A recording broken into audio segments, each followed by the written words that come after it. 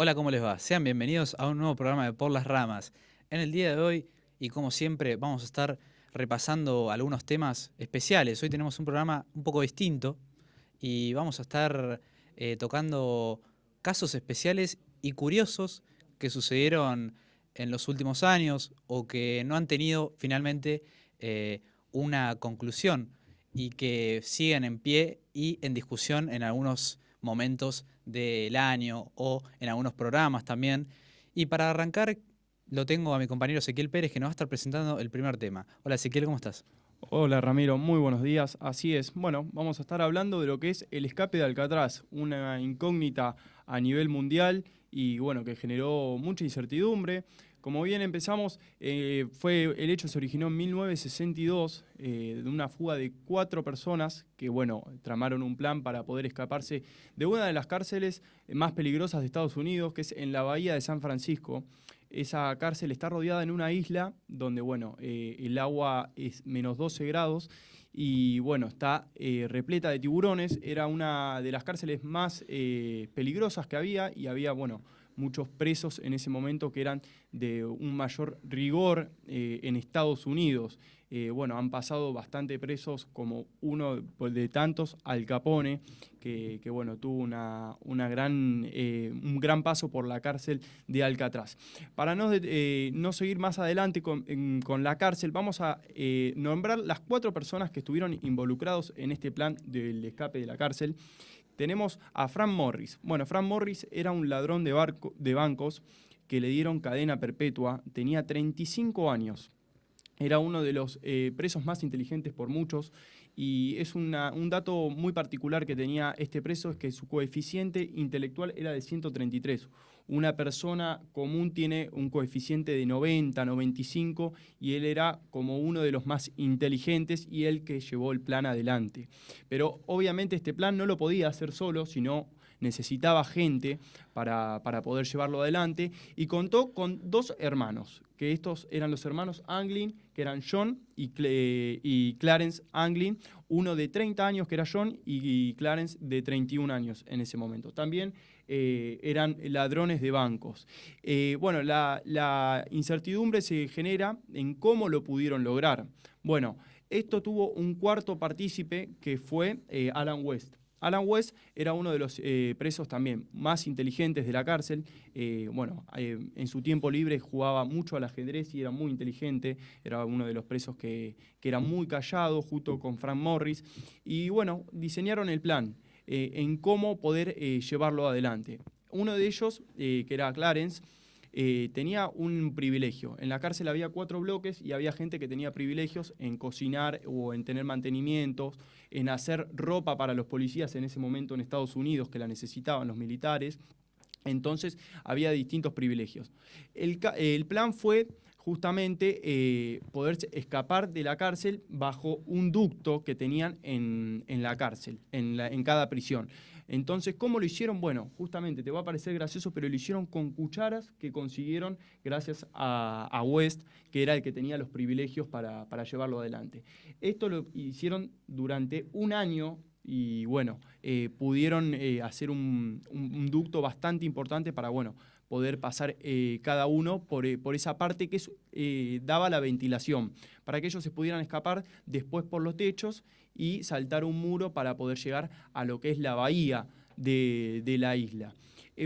Para un dato importante, la cárcel tiene 29 años y bueno, justamente cuando pasó este caso tuvieron que cerrar porque obviamente fue un caso que nunca lo pudieron descubrir, no se sabe si realmente qué pasó, si llegaron bien o no. Muchos dicen que sí, porque bueno, han intentado 36 personas fugarse de Alcatraz y ninguna lo ha conseguido. Muchos quedaron en el intento, muchos se volvieron porque el agua es muy fría y muchos policías, la ley en ese momento para los policías era el que pisaba el agua lo mataban directamente. Sí, Ezequiel, disculpa que te interrumpa, pero también es algo que sucede mucho en Estados Unidos, ¿no?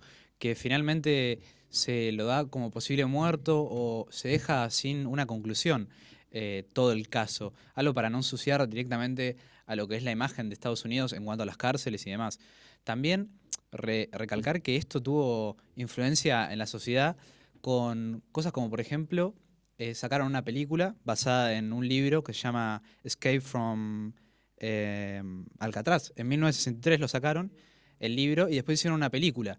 O sea que tuvo repercusión social en lo que fue Estados Unidos y obviamente también llama la atención por esto que decías vos, que todavía no tuvo un cierre final el caso. Así es, bueno, el caso en sí nunca tuvo un cierre final, pero bueno, para muchos sí lo hubo. Supuestamente hay idea de que, bueno, los tres llegaron a sobrevivir de Alcatraz y justamente hay un dato muy curioso que en una foto en Brasil encontraron a los dos hermanos en un campo. Justamente parecen que eran los hermanos Anglin. Y bueno, de Frank Morris nunca se supo más nada. Lo más curioso de todo esto es que el cuarto, que fue el que llevó también la idea para escapar, que es Wes, él no se pudo escapar. Pero el motivo de por qué no se pudo escapar, porque cuando quiso empezar a escaparse, no entraba no cabía el cuerpo por los agujeros.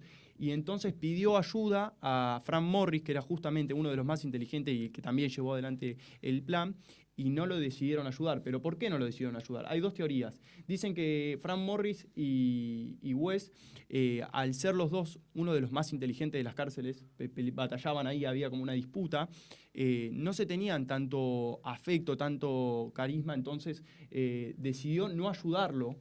O otra teoría dicen que las horas estaban contadas. ¿Pero por qué estaban contadas? Porque tenían 10 horas de ventaja. Esto fue a la noche y a las 7 de la mañana ya los policías empezaron a contar a los reclusos. Y lo bastante importante que tuvo este caso es que hicieron muñecos para ponerlos dentro de los que son las camas de las celdas. Entonces los policías nunca se dieron cuenta de realmente el por qué, cómo se pudieron escapar. Pero lo más también curioso de los muñecos es que, bueno, uno de ellos, que era peluquero, que era John Anglin, perdón, era peluquero y claro, iba recolectando los pelos de los clientes que tenían en la cárcel de Alcatraz. Y justamente, bueno, a eso le sumaron que pudieron conseguir pintura y pudieron conseguir como para hacer como si fuera real, para que los policías se la crean. Y bueno, este caso tuvo mucha incertidumbre porque, bueno, también los policías, todo el FBI actuó de manera importante en 1962, pasó un 11 de junio, y bueno, hasta el día de hoy muchos dicen que lograron escapar, otros dicen que se quedaron, que no pudieron salir en la balsa, y otros dicen que se ahogaron. Pero bueno, es una gran incertidumbre que se sigue generando hasta el día de hoy. Y bueno, también para finalizar, el día de hoy creo que si se los llega a encontrar también tienen que volver a estar presos porque le deben años al gobierno. Justamente tienen que pasar los 99 años para que, bueno, no se los pueda llegar a detener. Bueno, seguimos con el programa y ahora en el próximo bloque vamos a estar analizando y revisando otro caso.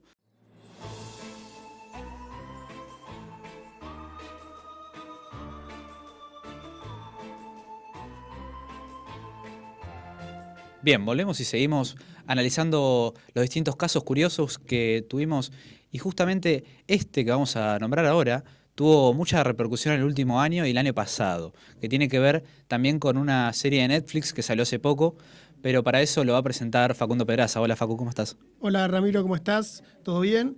Sí, vamos a hablar de un caso que se hizo conocido, como bien vos dijiste, durante el año pasado, justamente cuando salió su serie, la de Jeffrey Dahmer, estamos hablando, el asesino que mató a 17 personas, y salió una temporada el año pasado, la que se estrenó el 21 de septiembre de 2022 y fue protagonizada por Evan Peters, quien hizo de Jeffrey Dahmer, el famoso asesino, que fue condenado a 15 cadenas perpetuas que equivalen a 941 años y murió a los 3 años en la cárcel, donde no pudo estar mucho más, que fue asesinado por un recluso también llamado Christopher Scherber. La familia, el preso este lo mató, según por lo que dijo, es porque molestaba mucho a lo que son los demás presos y a él también personalmente, porque este recluso estaba condenado por el asesinato a su esposa. Luego, una vez que Jeffrey Dahmer es asesinado por este recluso con un fierro a golpes, la investigación, o sea, la justicia pidió a la familia si podían investigar el cerebro de Jeffrey Dahmer por todos los sucesos que vivió esa persona. Estaba también diagnosticado con trastornos mentales, más allá de que el jurado, antes de su cadena, lo haya declarado como que estaba sano. La familia se negó a que investiguen el cerebro y finalmente lo terminaron cremando. Pero bueno, su primer asesinato fue en 1978, con tan solo 18 años. En la serie muestra un poco de todo eso y también su pasión, por así decirlo, de matar gente y de cortarla, de abrir personas. Comenzó cuando su padre lo llevó una vez al lago a disecar animales, y allí él empezó con esa pasión, con ese entusiasmo de abrir animales, y después se terminó pasando a las personas, algo que en su momento en Estados Unidos generó muchísima repercusión, y con la salida de la serie también lo ha sido durante el año pasado y hasta ahora, porque es una de las series que se mantiene en uno de los tops, siendo una de las mejores producciones del año pasado. Sí, Facu. Además, esta serie es Jeffrey Dahmer, que tomó mucha influencia social también, porque la gente simpatizaba en algunos momentos, y hasta con esto de las redes sociales como que había memes de la serie y diferentes maneras de simpatizar con el asesino en este caso. Y también es un síndrome de ibistrofilia, que es como que la gente genera una adicción o como un enamoramiento hacia alguien que hace un crimen o un delito muy grave. Es algo que se dio justamente con esto que decíamos de Jeffrey Dahmer, ¿no? Sí, bueno, justamente, bien vos decías esto, y bueno, la gente por ahí, el que no vio la serie, se estará preguntando cómo habrá sido su vida pasada, capaz que lo llevó a esto, pero él tuvo una madre que estaba metida en las drogas y un padre que estuvo muy ausente durante mucho tiempo, sobre todo por viajes. Es algo que también se muestra en la serie. Y bueno, en su primer asesinato en 1978, con 18 años, lo paró la policía y no vieron nada sospechoso en ese momento en él, pero hubiera sido un cambio muy brusco si por ahí el policía detectaba algo más, o por ahí lo detenía tan solo 5 minutos, quizás se podría haber evitado todo lo que pasó después, porque después su segundo asesinato viene en 1987, cuando bueno, él empezó en donde estaba viviendo él con su abuela anteriormente, en Milwaukee. Empezó a frecuentar bares gays donde encontraba a sus víctimas y después las terminaba llevando a su casa para matarlas. Después también, algo que muestra mucho en la serie, es que el hombre Jeffrey Dahmer, estuvo muy cerca siempre de ser encontrado, de ser descubierto, porque donde él vivía tenía a sus víctimas en bolsas, en tarros también, donde las metía ahí, y eso largaba muchísimo olor y tenía muchísimas denuncias con los vecinos también, no solo por el olor, sino por los ruidos, porque él utilizaba motosierras para cortar los cuerpos y guardarlas, y eso también hacía molestar a los vecinos y lo hacía recibir muchísimas denuncias.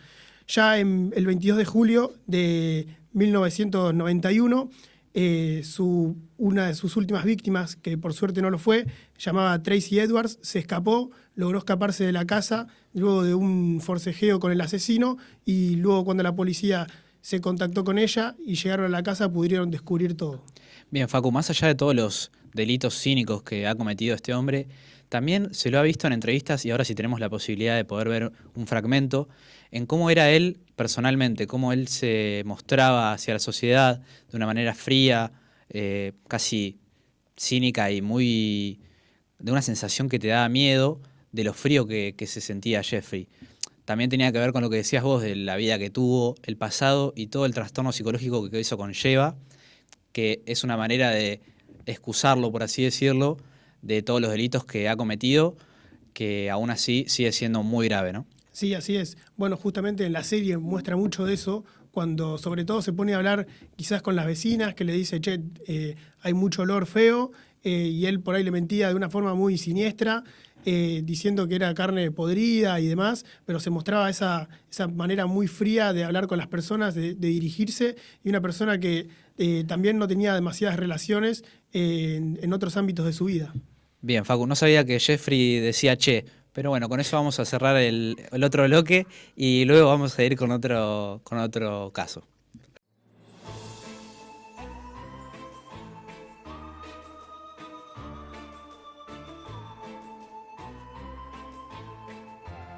Bien, volvemos con el programa y ahora Luciano Mineo nos va a traer otro caso que seguramente sea muy conocido por ustedes y que ha tomado mucho revuelo en lo social. Hola Lucho, ¿cómo estás? Hola Rama, ¿cómo estás? ¿Todo bien? Bueno, un saludo para todos del otro lado. Si yo te digo, Rama, 4 películas, ¿vos sabés de quién estoy hablando? Estamos hablando de... Camino a la perdición, Scarface, te iba a decir... Los Intocables y El Padrino. No, te iba a decir Rocky Balboa, pero tenía más. Pero sí, Al Capone, señor. Muy bien, estás bien con las películas, sí, sí. Muy bien, así es. Vamos a estar hablando de Alfonso Gabriel Capone, nacido el 17 de enero de 1989 en Miami, Florida. Bueno, Al Capone, para los que no saben, ha sido un ícono mundial en lo que es la historia de Estados Unidos y también de lo que es gran parte de Italia. Ha nacido en Brooklyn. Se lo conoce como Al Capone o Scarface. El último apodo de Scarface ha sido por la cantidad de cicatrices que él ha tenido en su rostro. Y podemos decir que ha vivido las épocas criminales de 1920 a 1930 en lo que es Estados Unidos, que además en esa época varios recuerdan lo que fue la ley seca, en lo que fue Estados Unidos, que podemos decir que ha sido un país con un alboroto increíble en lo que fue la sequía de alcohol. La ley seca lo que hizo fue la prohibición completamente en todo lo que es Estados Unidos a la venta de bebidas alcohólicas entre lo que fue desde 1920 a 1933. Bueno, Al Capone durante su adolescencia lo que se ha dedicado es a invertir en lo que son las bebidas alcohólicas y a traerlas a Estados Unidos, ilegalmente obviamente porque estábamos hablando de la ley seca. Él lo que hace a principios de su adolescencia es involucrarse en lo que se denomina Outfit de Chicago. Este Outfit de Chicago es un sindicato de crimen directamente organizado, con base obviamente en Chicago, que se originó en lo que se conoce hoy en día como el South Side, que es gran parte del sur de Estados Unidos, que está vigente desde la década de 1910 hasta el presente de hoy en día. Al Capone formó durante muchos años lo que es reconocido como la mafia estadounidense. Sus padres son italianos, así que él se ganó un gran respeto por ese país y además ha tenido políticamente respaldado por todo lo que es la Unión Siciliana. Bien, Lucho, ¿sabés qué te iba a decir? Que Al Capone ha representado a mucha gente por el hecho de que él salió de una familia muy pobre y fue uno de los hombres que ha llegado al poder máximo, en este caso, bueno, de la mafia, pero los representa, como decías vos, es muy reconocido en Italia y fue, hasta el día de hoy, un nombre que decís Al Capone y se te viene a la cabeza un montón de cosas que ha hecho él y cómo ha llegado a la cima, ¿no?, de todo. Exacto, cuando decimos Al Capone directamente es un ícono mundial a lo que es hoy en día y además es muy referente de quizás de la clase baja, de la clase media, de quizás el no tener nada y de repente tenerlo todo. Entonces él lo que ha hecho durante varios años, quizás estamos hablando de una época en la que la marginalidad se vivía mucho más a flor de piel y además se podía quizás... Donde la persona que era un poco más viva, más bicha, era mucho más fácil la mentira. Quizás hoy con toda la tecnología que hay se hacía mucho más difícil la mentira. Él vivió muchos años con una identificación falsa. Directamente lo que él tenía en lo que sería como su currículum, por ejemplo, decía que era un vendedor de antigüedades. Obviamente esto no era así, pero hasta ese momento él lo decía con convencimiento, obviamente. Bueno, él comenzó en la delincuencia en lo que es Brooklyn, que hoy en día es una parte muy reconocida de la zona baja de Estados Unidos. Se unió a lo que se conoce como Five Points Gang, que era cuando era adolescente, se unió a esta pandilla que directamente era una banda callejera criminal que tenía un origen irlandés copiado desde Estados Unidos. esta pandilla se movilizaba en el barrio Point del Bajo Manhattan en Nueva York. Directamente cuando él era adolescente ya se convirtió parte de esta pandilla y empezó a hacer sus primeros crímenes como quizás amenazas, tipo de secuestro, incendios y demás que han incorporado además desde sus 20 años. Nunca le pudieron confirmar un caso mafioso, ¿no? A Al Capone. No, bueno, ya que te adelantaste un poco, déjame decirte que no ha tenido esa clase de interrogatorio, pero sí fue preso por evasión de impuestos. Ah, mira. No. Te chupan huevo, No, boludo, pero. Qué loco, qué curioso, chabón, boludo. Ah, mira. Qué curioso que sea así. Bien, ha ido preso por evasión de impuestos. Esto se ha repetido durante varios años. Lo que es la Corte Suprema y diferentes fiscales y jueces lo han tenido bajo la lupa durante muchos años. Él directamente cayó preso por evadir impuestos, directamente una prueba grande de sus ingresos, directamente era que no tenía nada con el cual podía verificar los ingresos que él tenía. Yo creo que en un momento de lo que es el narcotráfico, de bebidas alcohólicas ilegales y demás, hay un momento donde no pueden justificar todas sus ganancias, mejor dicho. Bueno, él tuvo 22 cargos de evasión de impuestos, lo que hoy se conoce como una gran barbaridad. Esto fue entre 1925 y 1931. Después, obviamente, fue liberado de la prisión por $50.000. Lo que Al Capone a sus 20 años directamente se mudó a Chicago, que volvió a hacer todo lo que se convirtió en un guardaespaldas y en el hombre de confianza de Johnny Torrio, que directamente era un jefe del sindicato criminal que lo ha avalado mucho a lo que son la clandestinidad en las bebidas alcohólicas. Para cerrar, déjame agregar que su muerte ha sido el 25 de enero de 1947. Al Capone murió a sus 48 años, directamente ya arruinado físicamente, con problemas de salud. El 21 de enero tuvo un derrame cerebral y 4 días después murió de neumonía. Directamente fue encontrado muerto en la bañera. Muy bien, muchas gracias, Lucho. Y ahora nos vamos a ir al último corte. Después volveremos con el último caso.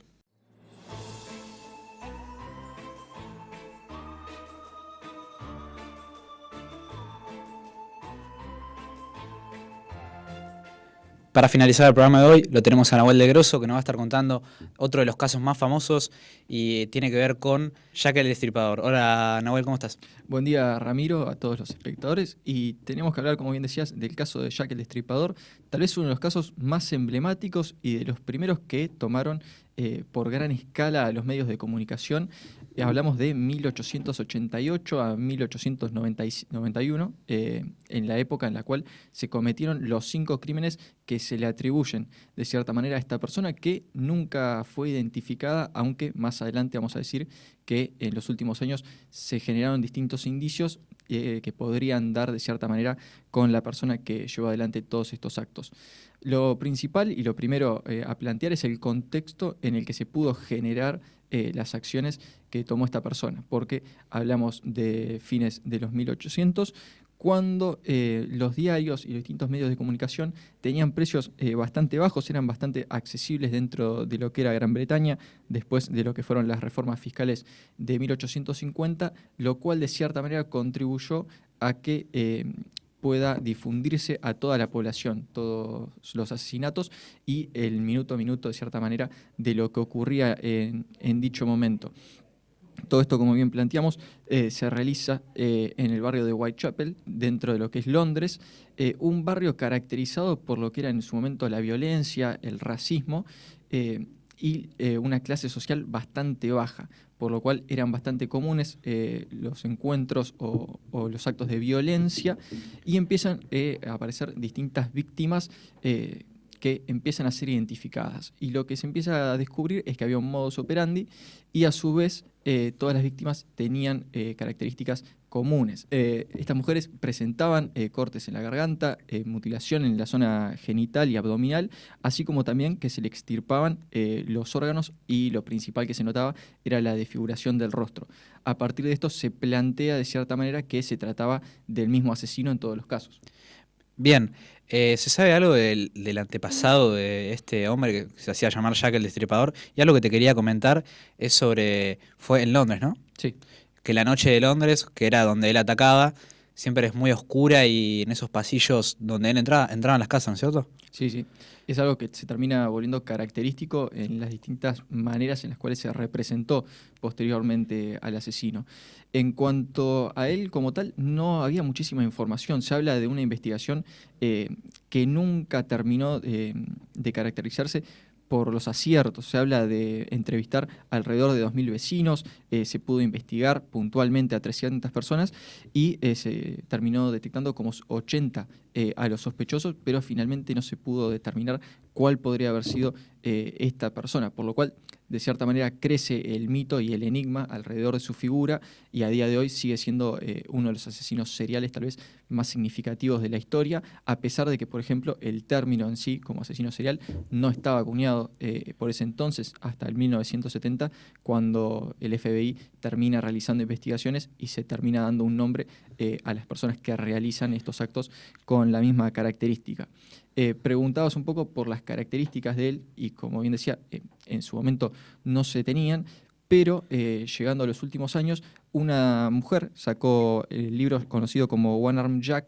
Esto fue en el año 2023, en agosto, publicado por Sarah Bax Horton. Su tatarabuelo participó dentro de lo que era la investigación y de cierta manera empezó a dar información y una descripción de quien podría haber sido el asesino. Se hablaba de una persona que era débil en las rodillas, que le costaba caminar, y se han generado distintas teorías a lo largo del tiempo. Se planteó que era una persona solitaria, hipersexual, que tenía ataques maníacos y que visitaba lugares de salud dentro de lo que era Londres, y a su vez se habló de la posibilidad de que sufra de esquizofrenia. Más allá de todas estas características, hablamos de algo no tan puntual, o sea, hubieron muchísimas contradicciones a lo largo de la investigación que generan que, aunque se tengan distintas características, no se puedan terminar de creer, Ramiro. Bien, Nahuel, ¿algo más que quieras agregar sobre este caso? Sí, como decimos, uno de los casos que a día de hoy siguen generando muchísimo atractivo tal vez en las personas. Por ejemplo, el asesino, como se ha visto después, por ejemplo, con el asesino del Zodíaco y demás, enviaba cartas a los medios de comunicación, lo cual, por ejemplo, le cambió el nombre, porque en un principio se hablaba del mandil de cuero, y a partir de la carta querido jefe que él envía, se lo empieza a tratar, obviamente, como Jack el Destripador. Para dar un poco más de puntualidad en cuanto a los datos publicados en el libro, hablamos de 2023, cuando el caso fue en 1888, por lo cual no se puede verificar de cierta manera cuál es la veracidad o si la mujer en cuestión busca de cierta manera tener difusión y de cierta manera tal vez un beneficio económico, pero se lo puntúa como un fabricante de cigarrillos, como decíamos, con epilepsia, y se dio un nombre, el de Hiam Hines. Aunque tengamos el nombre, existen retratos del hombre, no se pudo obviamente confirmar que sea él Jack el Destripador. Bien, Nahuel, muchas gracias, y con eso damos cierre al programa de hoy de especial Halloween. Esperemos que les haya gustado y nos veremos en otro programa.